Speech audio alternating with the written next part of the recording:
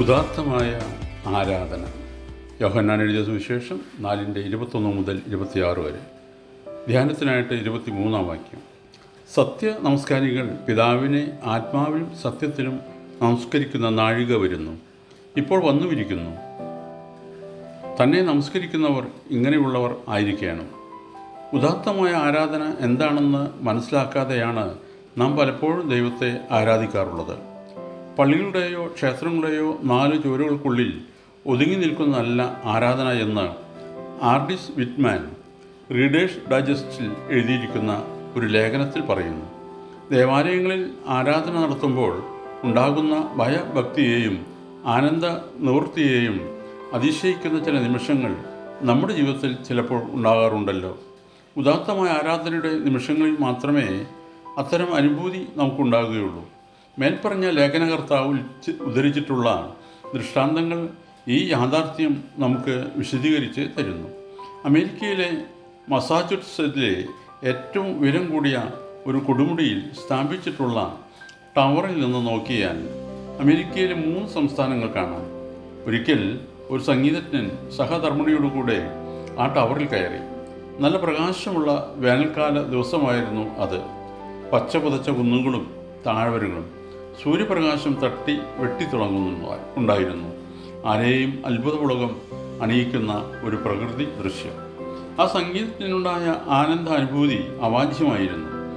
അനന്തതയുടെ മുഖമണ്ഡപം പോലെ തോന്നിയ ആ ദൃശ്യം സ്വർഗീയ അനുഭൂതിയുടെ ഉന്നത മേഖലയിലേക്ക് അദ്ദേഹത്തെ ഉയർത്തി.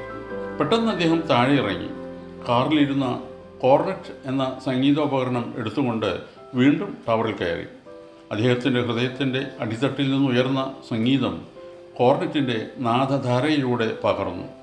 ദൈവത്തെ പ്രകീർത്തിക്കുന്ന ആ സംഗീതം സ്വാത്മപ്രേരണയുടെ ഉറവിടത്തിൽ നിന്ന് പൊട്ടിപ്പുറപ്പെട്ടതായിരുന്നു. ഇതാണ് ഉദാത്തമായ ആരാധന. പുലർക്കാലത്ത് സൂര്യൻ കൈനീട്ടി തട്ടി ഉണർത്തുന്ന പനിനീർപ്പൂവ് പുഞ്ചിരി തൂക്കിക്കൊണ്ട് വിടർന്നു വരുന്നത് കാണുന്ന ഒരു സൗന്ദര്യഭാസകൻ ആത്മനിർവൃതിയിലാണ് സ്വാത്മപ്രചോദനായി ആ പൂവിനെ ചുംബിക്കുന്നെങ്കിൽ അതും ആരാധന തന്നെ. ശാസ്ത്രജ്ഞന്മാർ പ്രകൃതിയിലെ ഓരോ അണുവിലും ദൈവമഹത്വത്തിൻ്റെ അത്ഭുത പ്രപഞ്ചം ദർശിക്കുന്നു. അവർ ദൈവവിശ്വാസികളായിരിക്കണമെന്നില്ല. അതിന് വിറ്റ്മാൻ ഒരു ഉദാഹരണം കൂടി ഉദ്ധരിച്ചിട്ടുണ്ട്. നിരീശ്വരവാദിയായ ഒരു സ്നേഹിതൻ്റെ ജീവിതത്തിൽ ഉണ്ടായ ഒരു അത്ഭുതകരമായ പരിവർത്തനത്തിൻ്റെ കഥയാണത്. ഭൗതികത്തിനപ്പുറത്തുള്ള യാതൊന്നിനെക്കുറിച്ചും മനുഷ്യന് വ്യക്തമായ അറിവില്ലെന്നാണ് അദ്ദേഹത്തിൻ്റെ വാദം. ഭൗതികവാദിയായ ഈ സുഹൃത്ത് ഒരിക്കൽ ഒരു യുവാവിൻ്റെ മസ്തിഷ്കത്തിലെ മുഴ ശസ്ത്രക്രിയ ചെയ്യുന്നത് കാണാൻ ഇടയായി.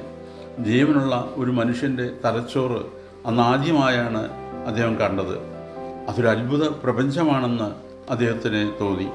ആയുസ്സിൽ ഒരിക്കൽ പോലും പ്രാർത്ഥിച്ചിട്ടില്ലാത്ത വിധം ഉദാത്തമായ ഒരു പ്രാർത്ഥന ആ സുഹൃത്തിൻ്റെ ഹൃദയാന്തർഭാഗത്തു നിന്ന് ഉയർന്നു. ആരുടെയും പ്രേരണ കൂടാതെയുള്ള ഈ പ്രാർത്ഥനയോടുകൂടിയാണ് അദ്ദേഹം ഓപ്പറേഷൻ തിയേറ്ററിൽ നിന്ന് പുറത്തു വന്നത്. ജീവനില്ലാത്ത വസ്തുക്കളെ സജീവ ശില്പങ്ങളാക്കി തീർക്കുന്ന കലാകാരൻ തൻ്റെ സൃഷ്ടിയിൽ ആനന്ദിക്കുന്നു. ഈ ആനന്ദവും ആരാധനയാണ്.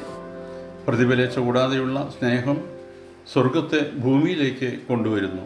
അത് സ്വർഗത്തെ സ്പൃശ്യമാക്കി തീർക്കുന്നു. അവരനോടുള്ള വിദ്വേഷം ഉള്ളിൽ അടക്കി വെച്ചുകൊണ്ട് എത്ര തന്നെ ശ്രുതി മധുരമായും സ്വരരാഗ താളമേളങ്ങളോടുകൂടിയും അച്ചടിച്ച ആരാധന ക്രമമോ വേദമന്ത്രങ്ങളോ ആലപിച്ചാലും സ്വർഗത്തെ സ്പൃശ്യമാക്കി തീർക്കുവാൻ സാധ്യമല്ല. ഓർക്കണമേ, ഹൃദയത്തെ ഈശ്വരനിലേക്ക് നയിക്കുന്ന വാഹനമാണ് പ്രാർത്ഥന. മത്തായി എഴുതിയ സുവിശേഷം 18:19. ഭൂമിയിൽ വെച്ച് നിങ്ങളിൽ 2 പേർ യാചിക്കുന്ന ഏത് കാര്യത്തിലും ഐകമത്യപ്പെട്ടാൽ അത് സ്വർഗസ്ഥനായ എൻ്റെ പിതാവിങ്കിൽ നിന്ന് അവർക്ക് ലഭിക്കും. ദൈവം അനുഗ്രഹിക്കട്ടെ. പ്രാർത്ഥനയോടെ കർത്തൃശുശ്രൂഷയിൽ എളിയ ദാസൻ.